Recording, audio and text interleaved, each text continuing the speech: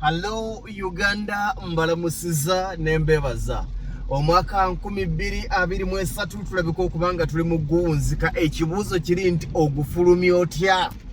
Sigenda kukkiriza kubanga omwaka 2023 waguyingira oli mu bupangisa ogufulumya ng'oli mu bupangisa nedda.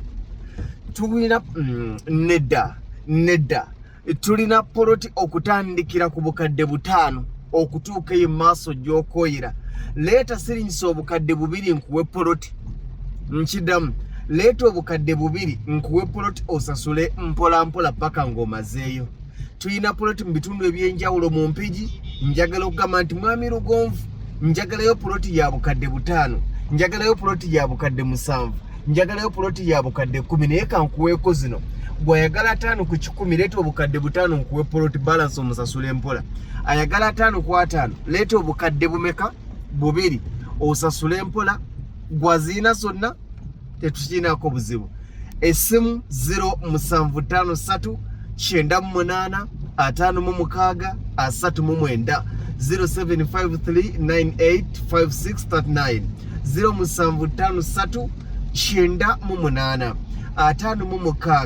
56 39.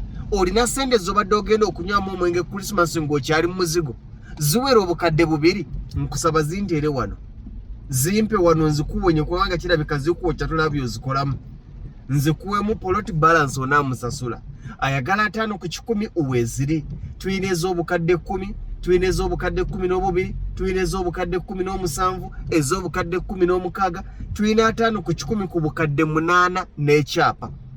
Tuyina 5 ku 10 ku bukadde 12 n'ekyapa. Tuyina 5 ku 10 ku bukadde 16 n'ekyapa. Wanji? Tuyina 5 ku 5 ku bukadde 5, ku bukadde 7, ku bukadde 6.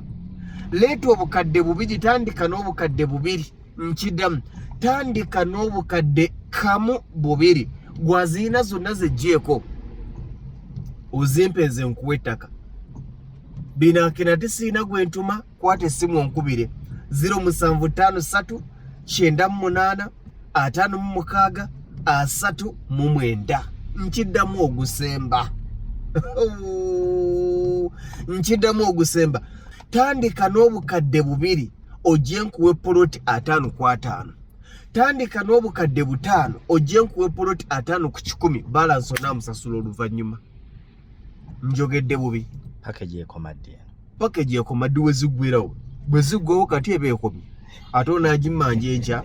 Era bw'onkubira enkya n'eggamba nti tewali tombuuza ate watugambye ggulo omwangu yatta enswa.